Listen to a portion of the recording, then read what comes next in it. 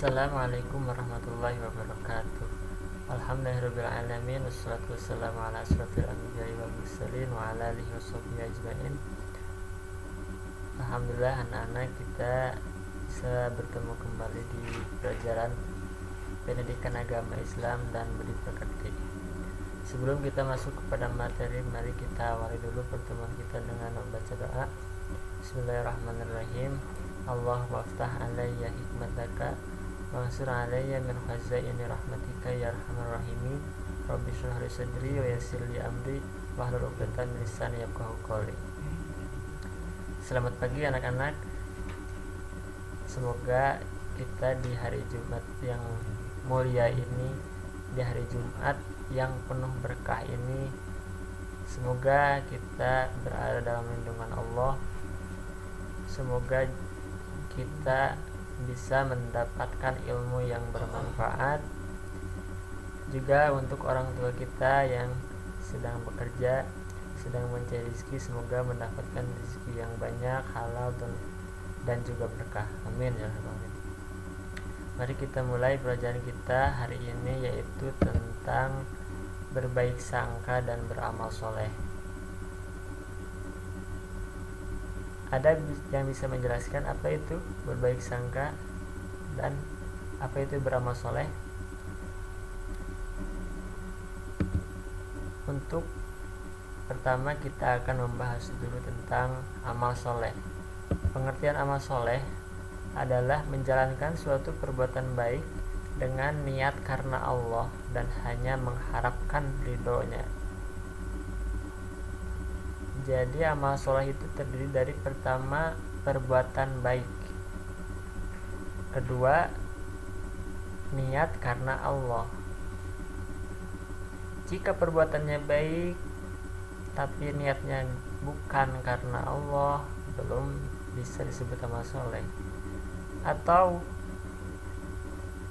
kalau misalnya perbuatannya sudah tidak baik, jelas hal tersebut tidak bisa disebut amal soleh.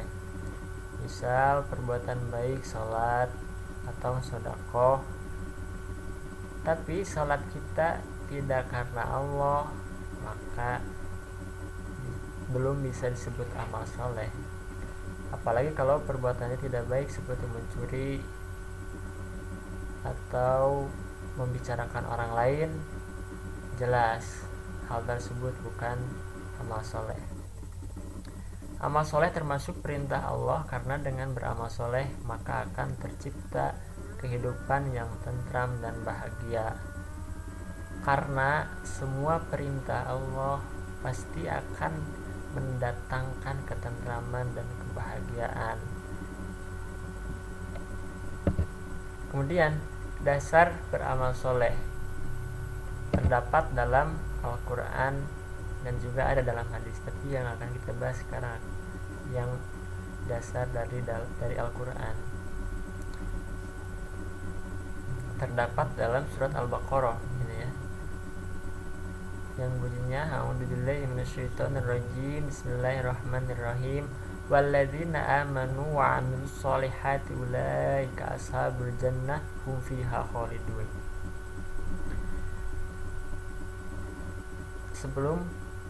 Sebelumnya, karena kita sebagai umat muslim dan semua ilmu itu pada dasarnya bersumber dari Al-Quran, maka jangan sampai kalian meninggalkan Al-Quran. Terus Al-Quran harus selalu dibaca minimal sehari satu ayat, apalagi kalau satu hari satu ain, apalagi kalau satu hari satu juz. Yang penting harus selalu dibaca, jangan sampai sehari tidak membaca Al-Quran. Nanti insya Allah akan Bapak tes ya, siapa saja yang sudah bisa membaca Al-Quran, siapa saja yang belum. Pokoknya semuanya harus bisa membaca Al-Quran dengan tajwid-tajwidnya, dengan makhrijul hurufnya ya. Ayat ini terdapat dalam surat dalam Quran surat Al-Baqarah ayat 82 yang artinya, dan orang-orang yang beriman serta beramal soleh, mereka itu penghuni surga, mereka kekal di dalamnya. Alhamdulillah kita sedikit demi sedikit menambah, memperdalam ilmu kita, mulai dari masalah tauhid kemarin, iman kepada Allah, iman kepada malaikat, iman kepada kitab, juga iman kepada Rasul. Nanti ya kita akan bahas iman kepada hari kiamat dan iman kepada qada dan qadar. Itu supaya meningkatkan keimanan kita. Dan sekarang kita akan membahas tentang amal soleh. Karena ilmu dalam Islam itu kan ada 3 yang mesti dipelajari. Pertama ilmu tauhid, ilmu tentang keimanan. Yang kedua ilmu tentang akhlak, tentang membersihkan diri kita, yang di dalamnya terdapat banyak sekali amal soleh. Yang ketiga ilmu tentang fikih, tentang ibadah. Itu yang harus dipelajari. Sekarang ini kita membahas tentang akhlak ya. Di sini terangkan orang-orang yang beriman serta beramal soleh, maka di sana mereka akan dibalas dengan surga ya. Kemudian syarat sah amal soleh pertama, amal soleh harus dikerjakan dengan niat ikhlas karena Allah Subhanahu wa taala. Karena niat itu seperti, kalau zaman sekarang seperti mentransfer, harus jelas alamatnya. Kalau salah alamat maka tidak akan sampai pada tujuan. Juga amal soleh kalau niatnya tidak karena Allah, kalau salah alamatnya maka tidak akan sampai. Kalau tidak karena Allah maka tidak akan sampai kepada Allah. Kemudian syarat sah yang selanjutnya harus dilakukan dengan memenuhi ilmu, dengan memiliki ilmunya. Seperti misal sholat, harus tahu dulu syarat-syaratnya, rukun-rukunnya, yang membatalkannya. Insya Allah kalau sudah tahu kemudian dilaksanakan, maka akan sah amal tersebut. Kemudian membiasakan perilaku amal soleh. Yang pertama selalu berzikir dan berdoa. Coba biasakan, kalau minimal setelah sholat berzikir subhanallah 33, alhamdulillah 33, dan Allahu Akbar 33 kali. Kemudian berdoa. Kemudian tidak membiarkan diri jatuh ke dalam dosa, menjauhkan sikap tercela seperti iri, dengki, buruk sangka, kikir, boros, dan adu domba. Hati-hati jangan sampai terjatuh kepada perbuatan tersebut. Kemudian menjauhkan sikap malas belajar, pesimis, penakut, tergesa-gesa, dan lain-lain. Nah ini khusus untuk kita sebagai pelajar, jangan sampai kita memiliki sikap malas belajar, pesimis, jangan sampai. Tapi harus semangat belajar ya, karena itu mendorong kepada amal soleh. Kemudian hikmahnya sangat banyak ya. Di sini ada tidak syirik, memiliki ketakwaan. Ada yang tahu apa itu takwa? Takwa pengertiannya adalah melaksanakan semua perintah Allah dan menjauhi semua larangannya.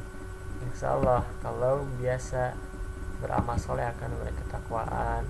Kemudian akan terhindar dari kemaksiatan, akan berjiwa sosial, karena ada yang mengatakan bahwa soleh itu yaitu baik hubungan dengan Allah, juga baik hubungan dengan sesama manusia. Jadi kalau beramal soleh tentu akan memiliki jiwa sosial, tidak kikir, termasuk jiwa sosial, merasakan kebesaran Allah, terkabul doa-doanya. Karena ada juga menurut para ulama salah satu syarat terkabulnya doa yaitu dengan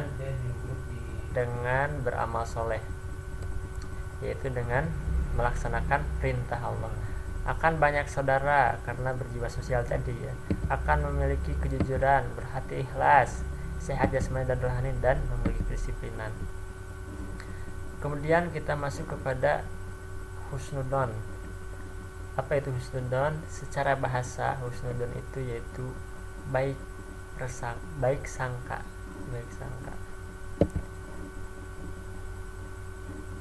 Secara istilah, husnudzon adalah berprasangka baik kepada orang lain, sikap dan cara pandang seseorang yang memiliki sesuatu secara positif, yaitu husnudzon. Ketika kita melihat orang lain misal melakukan kebaikan, jangan sampai kita melemparkan sangkaan bahwa orang tersebut ingin dipuji, jangan, tapi harus selalu berpikir positif bahwa memang dia rajin melaksanakan kebaikan. Dasar hukumnya ada dalam Al-Quran yang bunyinya kurang lebih seperti ini. A'udzubillahi minasyaitonirrajim. Bismillahirrahmanirrahim. Ya ayyuhalladzina amanu jtanibu katsiran minadh-dhanni inna ba'dadh-dhanni ismu wa la tajassasu wa la yaghtab ba'dukum ba'dha. Al-ayah. Maksud al-ayah di sini kalian teruskan kepada ayatnya, karena ini penggalan, hanya sebagian ayat, yang artinya, hai orang-orang yang beriman, jauhilah kebanyakan dari prasangka. Jangan kebanyakan prasangka. Sesungguhnya sebagian dari prasangka adalah dosa. Kalau kita memiliki prasangka negatif kepada orang lain, itu dosa, maka hati-hati. Dan janganlah kamu mencari-cari kesalahan orang lain, misal terus dilihat apakah bagaimana kesalahannya. Jangan seperti itu. Dan janganlah sebagian kamu menggunjing sebagian yang lain. Misal ketika kita sedang berkumpul membicarakan orang lain, jangan seperti itu. Itu kebiasaan buruk. Dampak positif dari husnudzon, pertama, makin dekat hubungan batin antara orang yang menduga dan yang diduga, karena selalu berpikiran positif, akan selalu saling bantu-membantu, tolong-menolong. Kemudian dampak positif yang lain akan memperoleh kepercayaan dari orang yang menduga dirinya telah berbuat baik. Membiasakan berperilaku husnudzon. Pertama, tidak mudah menerima suatu berita yang tidak jelas sumber dan kebenarannya. Apalagi di zaman kita sekarang, di zaman sosial media, baik Facebook, Instagram, YouTube, bahkan TikTok. Hati-hati kalau misalnya ada berita yang sumbernya tidak jelas, jangan langsung diterima. Yang kebenarannya belum jelas, jangan langsung diterima. Cek dulu kebenarannya ya. Kemudian dengan sering bertemu dapat mengantisipasi munculnya gosip yang sering merusak hubungan persaudaraan. Kalau kita memiliki sifat husnudzon, maka insya Allah akan terhindar dari saling gosip, jadi bergosip, akan terhindar dari munculnya gosip. Itu gosip sangat merusak hubungan persaudaraan.